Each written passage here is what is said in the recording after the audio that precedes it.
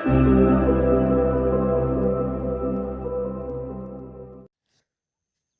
Hello and welcome guys, नमस्कार है दोस्तों आप सभी के इस वीडियो में। अरे यार अच्छा से बैठ तो लूँ।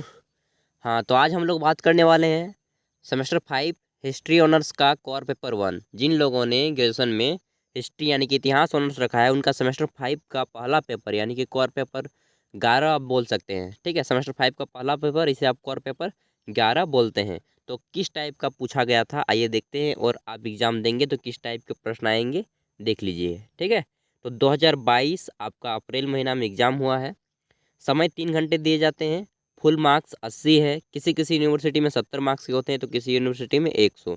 लेकिन प्रश्न जो है आपका सभी यूनिवर्सिटी का सेम होता है। ठीक है, बस मार्क्स अलग अलग होते हैं। और पासिंग मार्क्स कितना होता है, तो जितना मार्क्स एग्जाम हो रहा है उसका 40% निकाल लीजिए।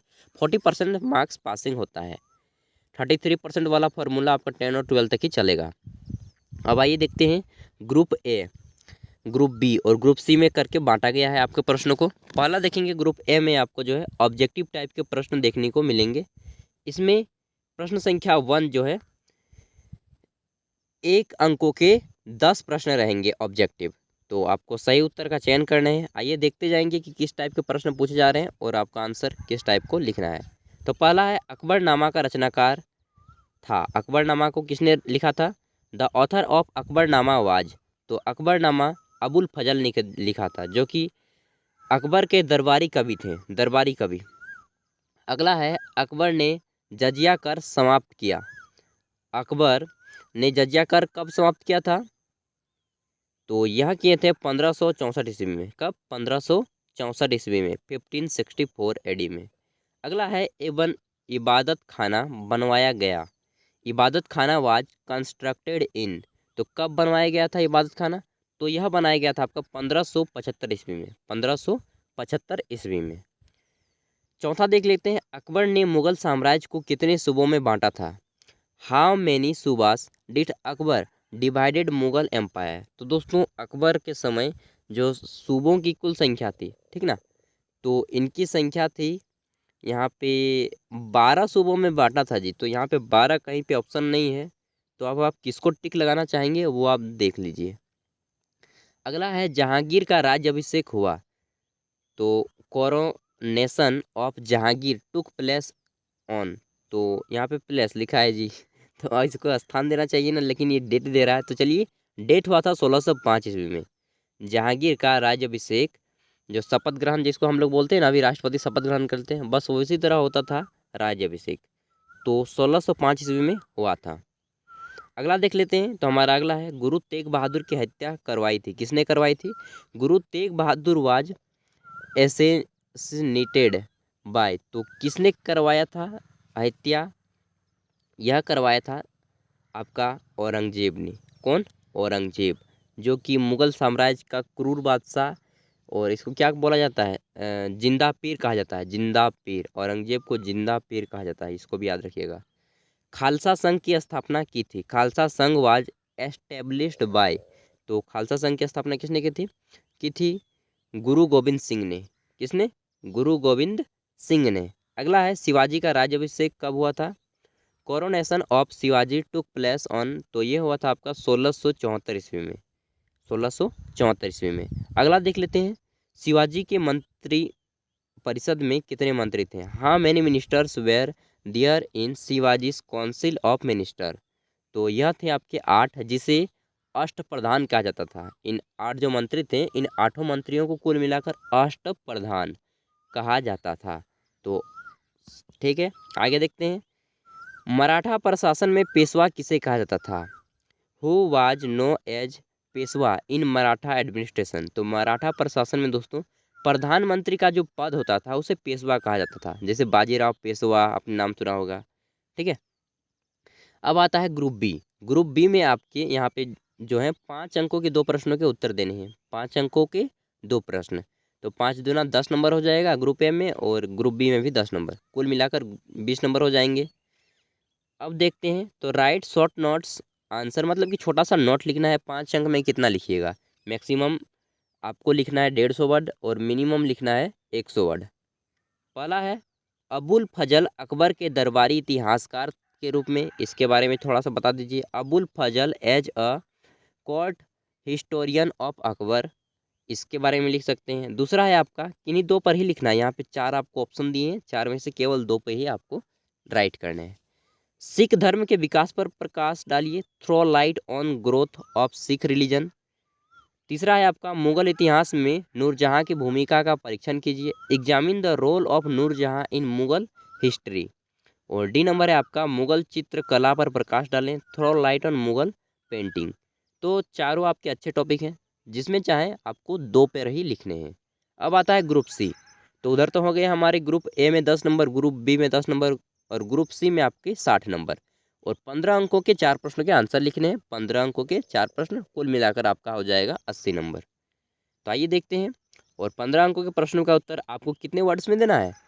मिनिमम 300 वर्ड्स और मैक्सिमम आप जितना दे पाएँ, लेकिन जितना नहीं, 600 वर्ड से पार मत कीजिएगा, नहीं तो फिर आपका समय नहीं बचेगा एग्जाम में। और एक आइडियल बोलें तो 2 खड़ा पन्ना में इसका आंसर दे दीजिए, 2 खड़ा पन्ना यानी कि 4 पेज। ठीक है। पहला है आपका, मुगल कालीन इतिहास के स्रोतों का एक संक्षिप्त परिचय दें। Give a brief account at the source of Mughal history. एक चीज़ जान लीजिए, इस पेपर में केवल और केवल आपको मुगल एम्पायर के बारे में ही पूछा जाएगा, क्योंकि पेपर का नाम ही है आपका मुगल एम्पायर, मुगल साम्राज्य। पेपर का नाम ही है मुगल साम्राज्य, या फिर बोल सकते हैं जो उस डेट का समय था उस डेट का। ठीक है ना। मुगल साम्राज्य हो गया, शिवाजी हो गया, इन सब के बारे में क्वेश्चन आएंगे। चौथा है आपका, हुमायूं के जीवन एवं कार्यों पर एक निबंध लिखें। Right an essay on the life and work of Humayun. पांचवा प्रश्न है आपका, शेर शाह के प्रशासन की विशिष्टताओं पर प्रकाश डालें। शेर शाह के प्रशासन की कौन कौन सी विशिष्टताएं थीं, उनको बताना है। ठीक है। अगला देख लेते हैं, छठा प्रश्न, राष्ट्रीय शासक के रूप में अकबर का मूल्यांकन करें। तो राष्ट्रीय शासक अकबर था जी, क्योंकि अकबर में वो गुण थे, भले ही वह अदर मतलब क्या बोल सकते हैं, रिलीजन में मुस्लिम था, लेकिन ये कोई ज़रूरी नहीं कि मुस्लिम होगा तो नीचा होगा। तो अकबर एक महान शासक था, इसमें कोई दो मत नहीं है। ठीक है। क्योंकि शासक क्वालिटी जो आदमी में होती है, गुण धर्म देख के नहीं आती है, इस बात को ध्यान रखिएगा। तो अगला हम देखते हैं, सातवां प्रश्न, स्वर्ण युग के रूप में शाहजहां के शासन की विवेचना कीजिए। Discuss the Shah Jahan rule as a golden age. तो शाहजहां का युग जो है मुगल साम्राज्य काल का सबसे स्वर्णिम युग कहा जाता है, क्योंकि इसके समय में ज़्यादा चित्रकला का प्रभाव हुआ, युद्ध बहुत ही कम ना के बराबर हुए। इन सब चीज़ों को बता देना है। अगला है आठवां, मुगल साम्राज्य के पतन के लिए औरंगजेब कहाँ तक उत्तरदायी था, बताना है।